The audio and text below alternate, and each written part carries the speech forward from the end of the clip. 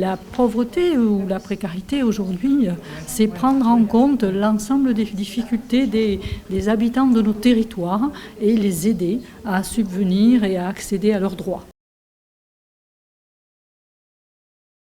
Elle est très différente d'un territoire à l'autre et elle peut être, elle est partout.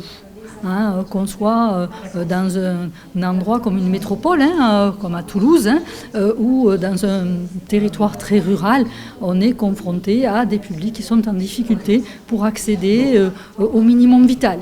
De logement, d'alimentaire, de scolarité, voilà, dans des conditions nécessaires pour permettre le mieux vivre pour tout le monde. Les départements, la solidarité, c'est leur ADN. Et il s'agit vraiment, pour nous, de longue date, d'agir pour aider nos populations. Avec l'État et avec la stratégie de lutte contre la pauvreté, nous avons essayé de trouver des leviers d'action pour coordonner nos différentes interventions et faire que l'ensemble des partenaires d'un territoire qui connaissent bien les ressources, qui connaissent les habitants et qui peuvent s'appuyer sur ces potentiels permettent à tous d'agir parce que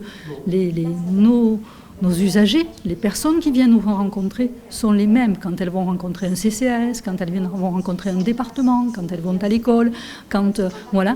Et c'est comment on agit tous ensemble pour mieux répondre aux différents besoins.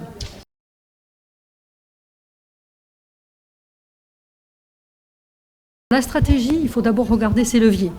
Et ces leviers, c'est se mettre tous autour d'une table, coordonner nos actions, aller chercher des outils pour nos professionnels et nous aider en termes de travail social. Voilà, ces moyens d'agir, ces leviers d'intervention.